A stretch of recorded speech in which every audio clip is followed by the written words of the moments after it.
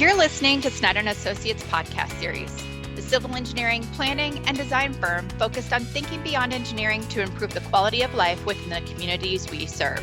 The hosts of this episode are Lindsay Beaman, Patrick Williams, and Nichoel Church. Hi, I'm Lindsay Beaman. I work at the Cedar Rapids business unit of Snyder Associates. Hi, I'm Patrick Williams, and I work in the Cedar Rapids office as a project engineer. Hi, my name is Nichoel Church. I'm an environmental scientist in our Ankeny office, and we are going to talk about Wanatee Park, wetlands, fish pond, and bridge. This was our first time working with Linn County Conservation, and it really started when the county received money from the Water, Land, and Legacy Bond.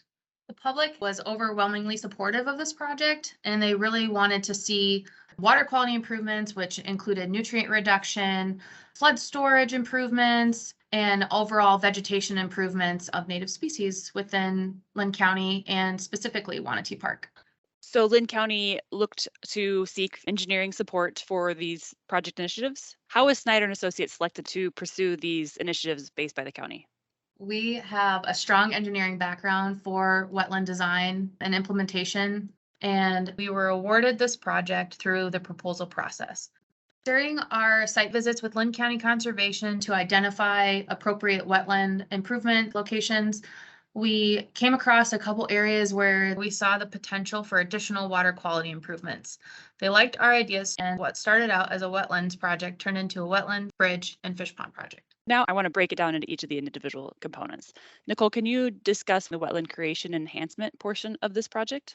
Placing these wetlands in strategic locations was the water quality improvement that we were looking for within Linn County. For Wanatee Park specifically, it's generally within the floodplain, so kind of flatter, but also there are some hill slopes surrounding the park. I think us placing these wetlands in strategic locations allowed us to improve more for less. So there were more smaller wetlands, which could improve more water quality throughout Wanatee Park rather than creating one larger wetland that was isolated in one specific area of the park.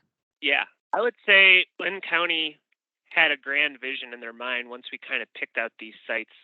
So what was fun about this project was taking their ideas and actually putting it on paper to something that they were happy with.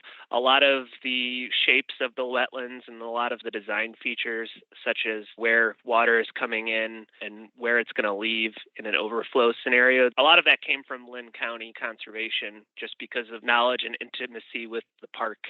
And being able to walk through the site with them to go over what their ideas and grand dreams were and being able to collaboratively put it onto paper and have something that both Linn County and Snyder and Associates could be proud of was very rewarding. Was this project any different than typical wetland restoration projects that you work on? It was in the sense that the county was very open to improvement locations. And they had a general idea of what they wanted and locations that they wanted, but they didn't really have a certain threshold. We want to create X number of wetlands. We want to do this. We want to do that. Honestly, that freedom just allowed us to kind of explore other locations within Wanatee Park and within Linn County. And I think it helped the project overall and allowed us some flexibility. Yeah, I was going to ask, is it typical for a wetland project to have 7 individual sites within one park like that? I would say it's atypical, but it's definitely a benefit. Daylighting tile, allowing the water to free flow from tile and capturing that nutrient loaded water within wetlands, as well as providing additional flood storage capacity and improving native species because Linn County Conservation did all of their own seeding, allowed for a higher water quality benefit specifically within Wanatee Park. One interesting aspect that they brought to the table that I had not previously worked with before was a outlet control structure called an agri-drain. Essentially what an agri-drain is the flow control structure that we put on the wet side of the berm, and it has these removable stop logs that the county can manually adjust how much water is on the wet side of the wetland berm. And with that idea, the county is able to customize their maintenance and control the water depth in their wetlands for all sorts of maintenance purposes that they may have. The next phase of this project focused on the construction of a 30-foot long prefabricated pedestrian and maintenance bridge over Wanatee Creek. What about the previous crossing at this creek was inadequate? The previous crossing involved some mulch on top of 2 pipe culverts And what was happening at that crossing was a large stream made its way through those culverts, and through erosion, upstream flows, and the crossing being at a low point, lots of flooding was happening in the area, causing the county to consistently remulch the area because of erosion.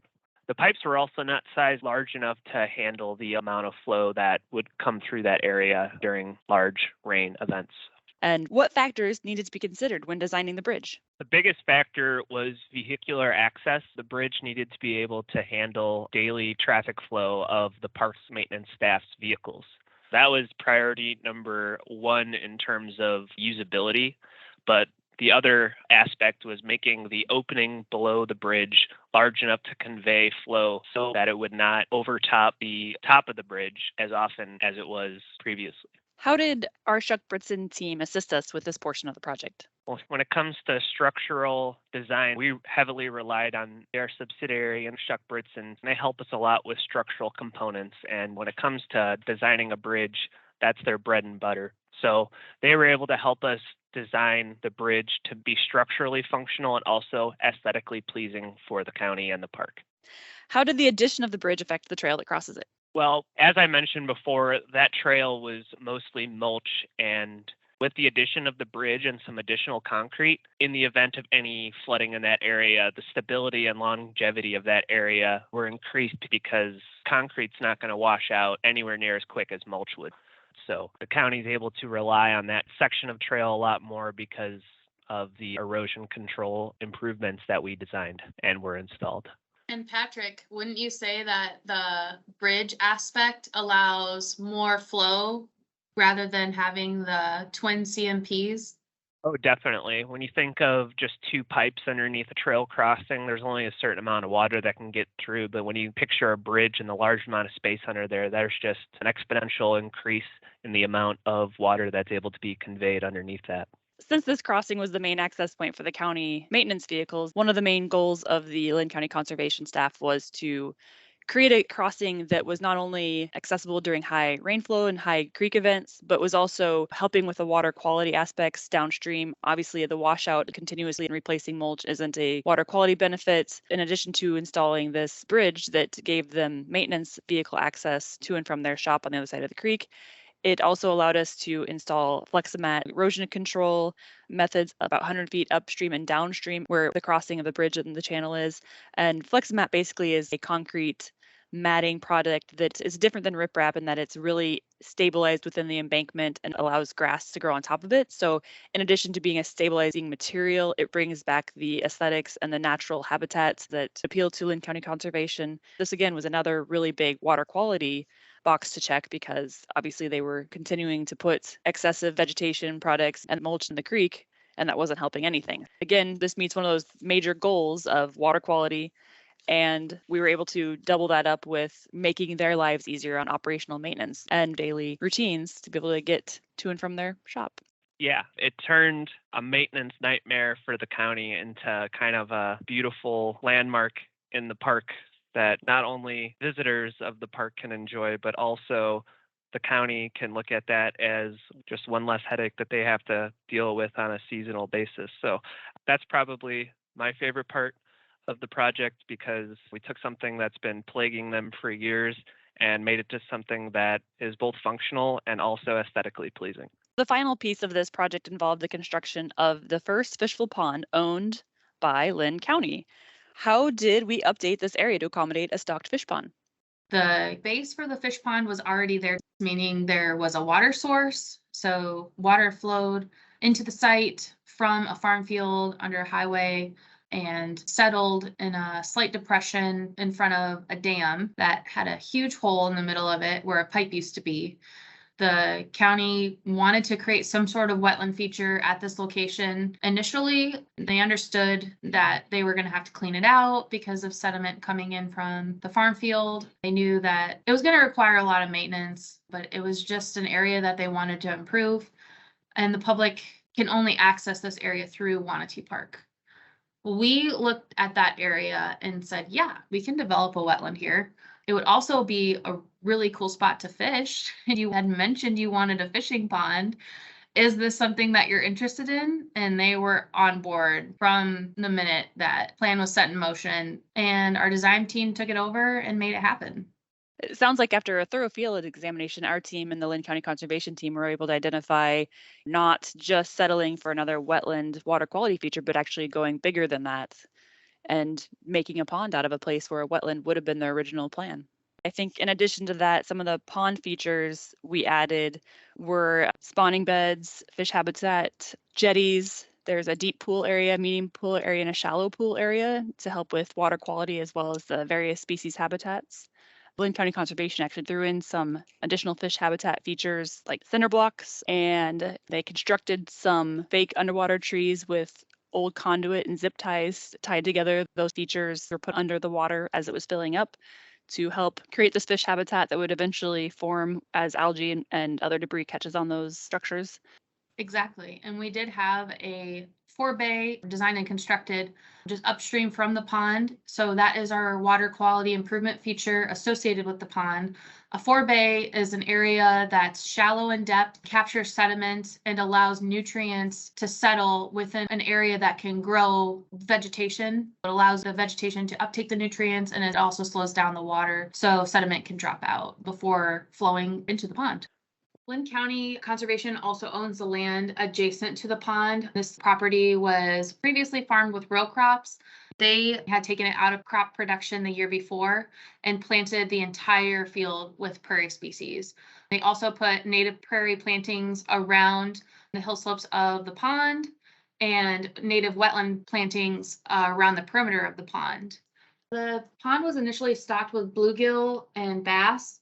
Since that first year of stocking, Linn County Conservation has worked with DNR to also add crappie and catfish into the pond.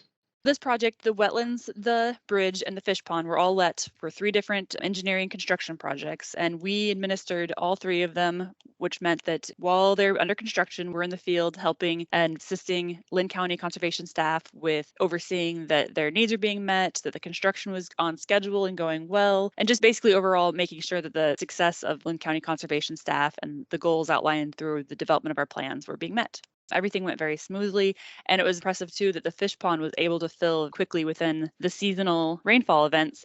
There was no long delay for the county to begin to enjoy their fish pond. I think one of the greatest challenges to overcome on the project was during the bridge design. It's not exactly as straightforward as one might think. The trail alignments from the east to west sides were offset such that the bridge had to be sloped in order to accommodate both trail slopes. We also made the bridge approaches ADA compliant, knowing that even though the rest of the trail outside of the bridge limits was not paved, that maybe this would be something that would be necessary in the future for the trail. Additionally, while the bridge was elevated in order to prevent as much inundation as possible, it wasn't necessarily set to a 100-year flood protection elevation, because when it comes to these precast bridges, having them overtop with water is not something that creates additional maintenance. It's something that they can withstand and is typical. So the design isn't always as clear as what this is actually going to look like on paper. But in the end of the day, everybody was really able to come together and understand how all those elements have to tie together to really make the actual final product great for generations to come. And they were super happy with it once it was built. Yeah. And that was the other thing, is we did shift it a little bit. And that was one thing that they just weren't anticipating.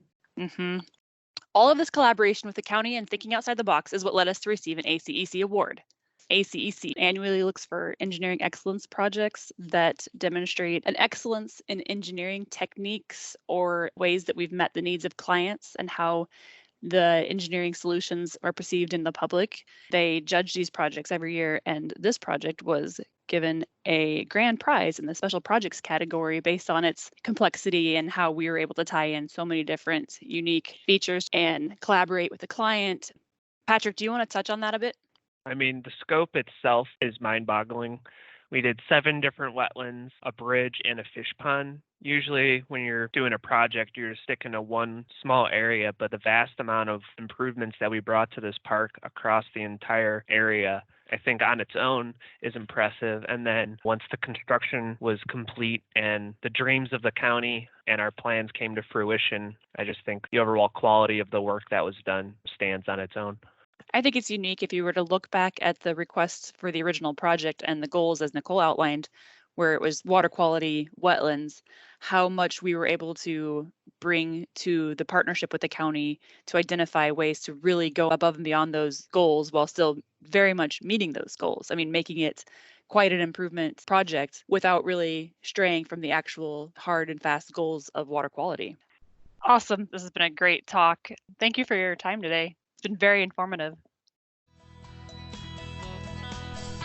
Thank you for listening to Snyder Associates podcast series, a civil engineering, planning, and design firm focused on thinking beyond engineering to improve quality of life within the communities we serve. Find content related to this episode on Snyder-Associates.com.